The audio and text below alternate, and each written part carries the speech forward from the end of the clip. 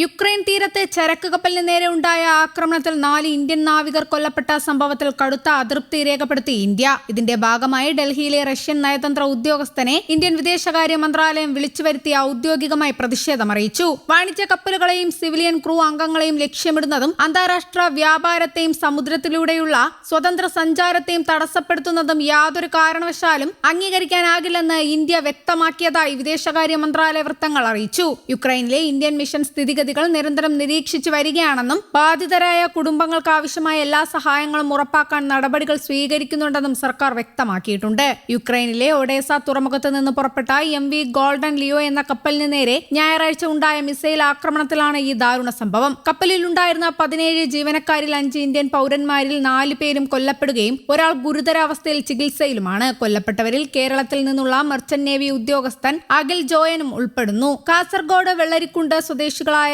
Joan Sally ദമ്പതികളുടെ മകനാണ് അഖിൽ. ഇതാദ്യമായാണ് റഷ്യ യുക്രൈൻ സംഘർഷത്തിനിടെ ഇന്ത്യൻ നാവികർ കൊല്ലപ്പെടുന്നത്. ഇന്ത്യൻ സിറിയൻ നാവികരാണ് കപ്പലിൽ ഉണ്ടായിരുന്നത്. 8 പേരെ യുക്രൈൻ സേന രക്ഷിച്ചു. ധാന്യം കയറ്റി പോകുകയായിരുന്ന ഗോൾഡൻ ലിയോ എന്ന ചരക്ക് കപ്പലിന് നേരെയാണ് ആക്രമണമുണ്ടായത്. കൊല്ലപ്പെട്ടവരിൽ 9 പേർ കപ്പൽ ജീവനക്കാരും ഒരാൾ യുക്രൈനിലെ ഹാർബർ പൈലറ്റുമാണ്. കപ്പലിൽ ഉണ്ടായിരുന്ന 17 ജീവനക്കാരിൽ 8 പേരെ യുക്രൈനിൽ നാവികസേന രക്ഷപ്പെടുത്തി. ഇവരിൽ പരിക്കേറ്റ ചിലരെ ഒഡേസയിലെ ആശുപത്രിയിൽ പ്രവേശിപ്പിച്ചിരിക്കുകയാണ്. 17 ജീവനക്കാരിൽ 5 ഇന്ത്യക്കാരാണ് ഉണ്ടായിരുന്നതെന്ന് കേന്ദ്ര വിദേശകാര്യ മന്ത്രാലയം അറിയിച്ചു. മരിച്ച മറ്റ് ഇന്ത്യക്കാരുടെ വിവരങ്ങൾ ലഭ്യമായിട്ടില്ല. ഒരു ഇന്ത്യക്കാരൻ പരിക്കേറ്റ അതീവ ഗുരുതരാവസ്ഥയിൽ ആശുപത്രിയിലാണ്. യുക്രൈനിലെ ഇന്ത്യൻ എംബസി സാഹചര്യം സൂക്ഷ്മമായി നിരീക്ഷിച്ചു വരികയാണ്. ആക്രമണത്തിൽ അകപ്പെട്ടവർക്ക് എല്ലാ സഹായവും ചെയ്യുമെന്ന് വിദേശകാര്യ മന്ത്രാലയം കൂട്ടിച്ചേർത്തു. വാണിജ്യ കപ്പലുകളെ ലക്ഷ്യമിടുന്നതും നിരപരാധികളായ സാധാരണ ജീവനക്കാരെ അപകടപ്പെടുത്തുന്നതും നിന്ദ്യമാണെന്നും ഒഴിവാക്കേണ്ടതാണെന്നും ഞങ്ങൾ ഒരിക്കൽ കൂടി പറയുന്നു എന്ന് മന്ത്രാലയം പ്രസ്താവനയിൽ അറിയിച്ചു. ഒഡേസ തുറമുഖത്തിൽ നിന്ന് ചോളം കയറ്റി പുറപ്പെട്ട കപ്പലിന് നേരെ റഷ്യൻ യുദ്ധവിമാനങ്ങൾ 3 ക്രൂയിസ് മിസൈലുകൾ തൊടുക്കുകയായിരുന്നു. തുർക്കി ഉടമസ്ഥതയിലുള്ളതും ഗിനിയ ബിസാവു പതാക ഘടിപ്പിച്ചതുമായ കപ്പലാണിത്. മുംബൈ ആസ്ഥാനമായുള്ള കമ്പനിയാണ് കപ്പൽ നിയന്ത്രിച്ചിരുന്നതെന്നും റോയിട്ടേഴ്സ് റിപ്പോർട്ട് ചെയ്തു.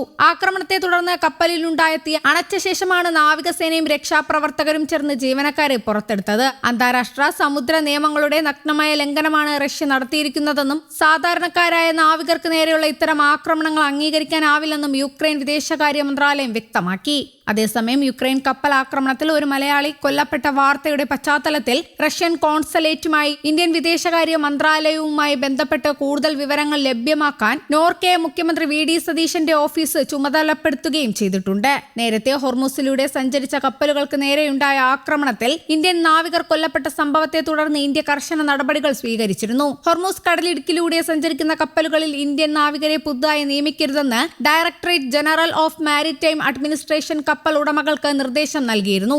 ഇതിന് പിന്നാലെയാണ് യുക്രൈൻ തീരത്തുണ്ടായ റഷ്യൻ ആക്രമണത്തിൽ ഇന്ത്യൻ നാവികരടക്കമുള്ളവർ കൊല്ലപ്പെട്ടത്. News desk Kerala Kaumudi.